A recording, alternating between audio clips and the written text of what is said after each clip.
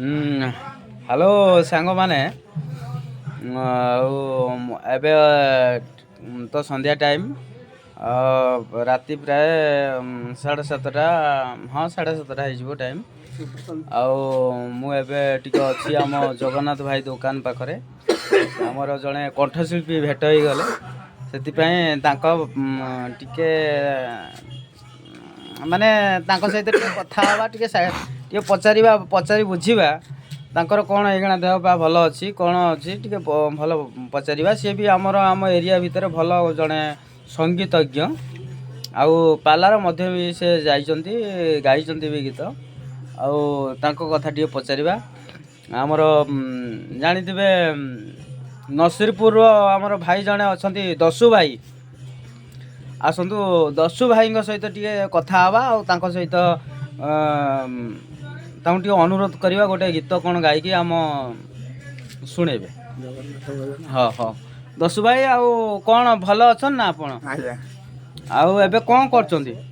କ'ଣ ଏବେ ଆଉ ଦେହ ତ ଠିକ୍ ରହୁନି, ଟିକେ ଡିଫେକ୍ଟ ଦେଉଛି ଦେହ, ଆଉ ସେଥିପାଇଁ କିଛି କ୍ଷେତବାଡ଼ି କାମ କରାହେଇଛି, ସେଇଥିରେ କିଛି କିଛି ସହଯୋଗ କରିବାକୁ ପଡ଼ୁଛି। ଏଇଆ ଆଉ କ'ଣ, ଆଉ ଆମେ ବର୍ତ୍ତମାନ ଆଉ ତ ପାଲା ଆମର ଗୋଟେ ସାଂସ୍କୃତିକ କାର୍ଯ୍ୟକ୍ରମ ଗୋଟେ ପାଲା ଥିଲା, ଆଜ୍ଞା।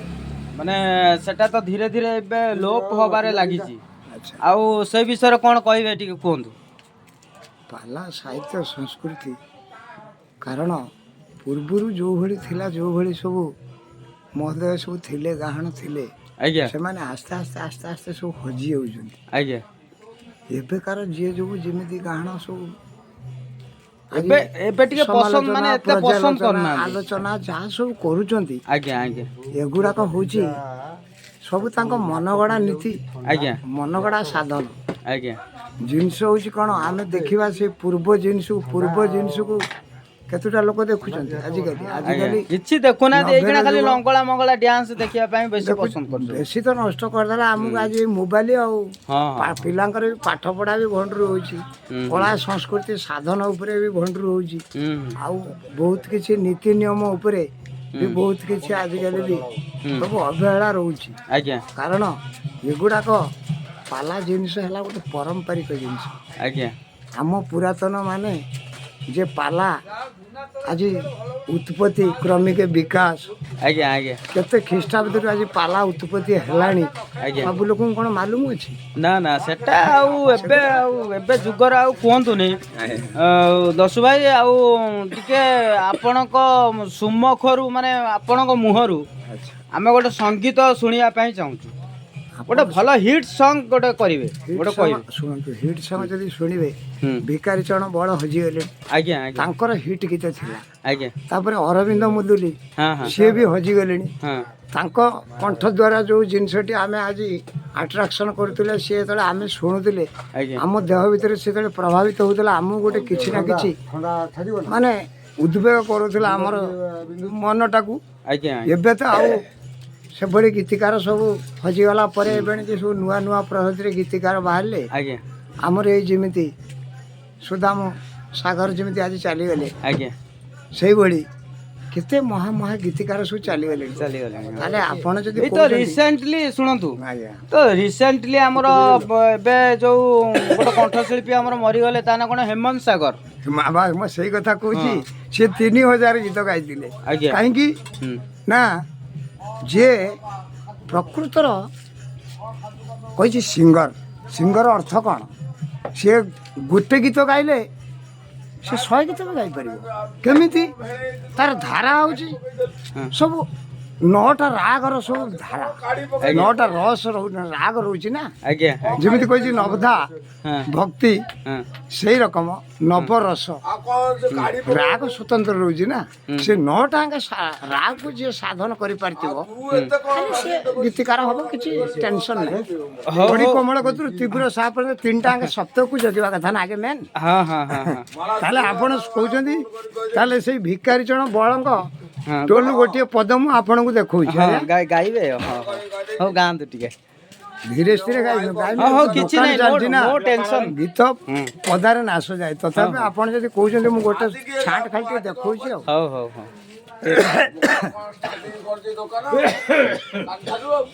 ଷାଠିଏ ପଉଟି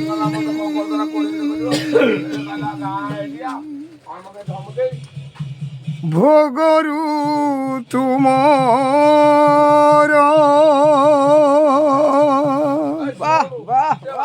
କାଢ଼ି ତ ନେଇନି ହରି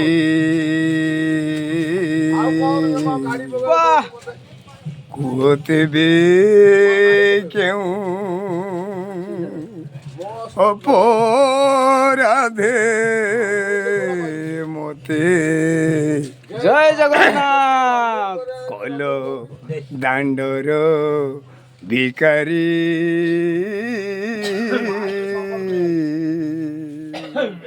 କଲ ଦାଣ୍ଡର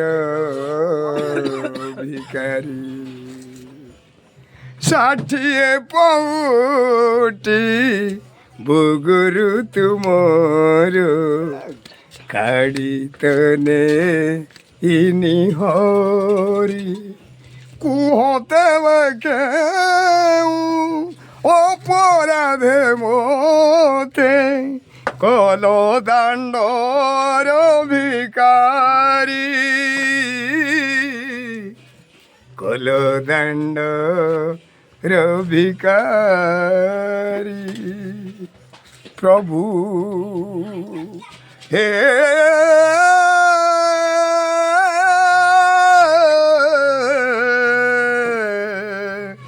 ପ୍ରଭୁ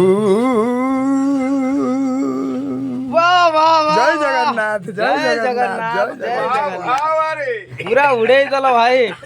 ଆଉ ଭାଇ ଭଲ ଅଛ ନା? ଭିକାରୀ ଜଣ ମିଳୁନି ଭାଇ ଭାଇ ଶୁଣ ଟିକେ ଭାଇ, ଭାଇ ଭଲ ଅଛ ତ?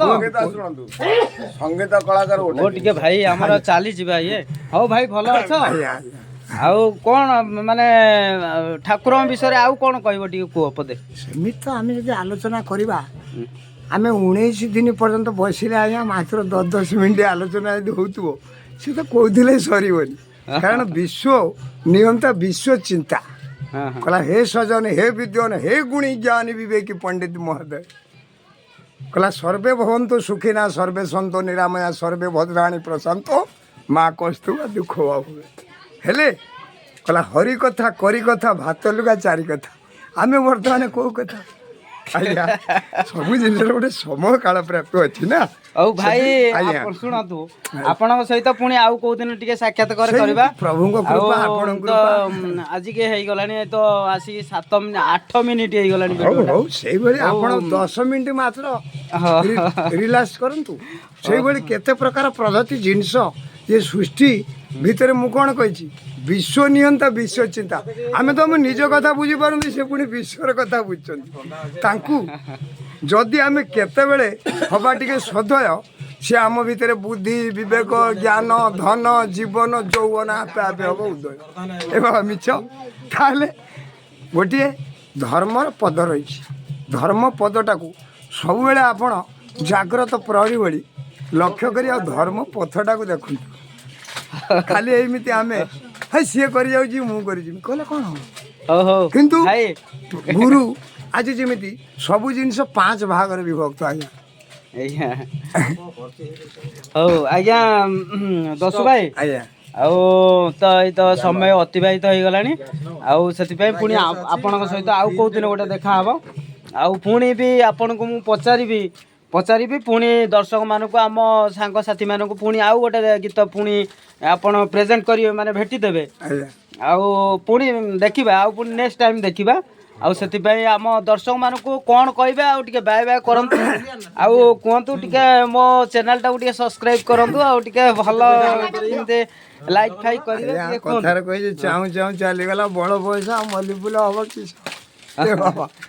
ବୟସ ସରିଗଲାଣି ସେଥିପାଇଁ ଗୋଟିଏ କଥା କହିଛି ଜନ୍ମ ମରଣ ବରସା ଆକୁ କହିପାରିବେନି ପୁରୁଷା ଆକୁ ବି ବାବା କେତେବେଳେ ନାହିଁ ଭରସା ମିଛ କି ଆଜ୍ଞା ସେଇଭଳି ଆମେ କିଛି ନୁହେଁ ଦୁନିଆର ଆମ ପୂର୍ବରୁ କେତେ ମହା ଜିନିଷ ଚାଲିଗଲାଣି କହିଲା ସତ୍ୟ ତ୍ରେତା ଦ୍ୱାପର କଳି ये चारि जुगर विभक्त काली जने मते पचारले कहले कली जुगर प्रतीक्षान ठाकुर किए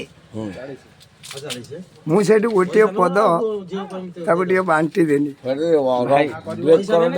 ଭାଇ ଟିକେ ଆମର ଟିକେ ବ୍ରେକ୍ କରିଦିଅନ୍ତୁ। ଶୁଣ ହ୍ୟାଲୋ ଭାଇ ଟିକେ ଦର୍ଶକ ମାନଙ୍କୁ କ'ଣ କହିବା କଥା ଟିକେ କହିଦିଅନ୍ତୁ ବ୍ରେକ୍ କରିକି ଆପଣ ଦର୍ଶକ ମାନଙ୍କୁ ମୋର ଏଇଠି ଭୂମିଷ୍ଠ ଅନନ୍ତ କୋଟି ପ୍ରଣାମ ନିବେଦନ କରୁଛି। ଆଜ୍ଞା ପୁନରାୟ ଯଦି ଆମର କାର୍ଯ୍ୟକ୍ରମ ଆପଣ ମାନଙ୍କୁ ଭଲ ଲାଗୁଥାଏ ତାହେଲେ ଆପଣ ମାନେ ପୁଣି ଲାଇକ୍ କରିବେ ଆମେ ପୁଣି ଏଇଭଳି 10 ମିନିଟ୍ କରିବେ ବାସ୍ ଆଲୋଚନା ପର୍ଯ୍ୟାଲୋଚନା ସମାଲୋଚନା ଏ ବାବା ଇଏ ଭିତରେ ତର୍ଜମା ହେଇକି ଆପଣମାନେ ଯାହା ଚାହିଁବେ ଆମେ ସେଇଭଳି ଆଲୋଚନା କରିବୁ ସୃଷ୍ଟି ସର୍ଜିତ କତରୁ ବିଶ୍ୱର ଯାହା ଚାଲୁଛି ଆମେ ଜିନିଷ ଦେଖି ଇତିହାସ ପୃଷ୍ଠରୁ କିଛି ବାହାର କରିବୁ ସବୁ ଜିନିଷକୁ ଆମେ ବିଭକ୍ତ କରି ଆପଣମାନଙ୍କୁ ଜଣେଇବୁ ଆଉ ଜୟ ଜଗନ୍ନାଥ ଜୟ ଜଗନ୍ନାଥ ଜୟ ଜଗନ୍ନାଥ ଜୟ ଜଗନ୍ନାଥ।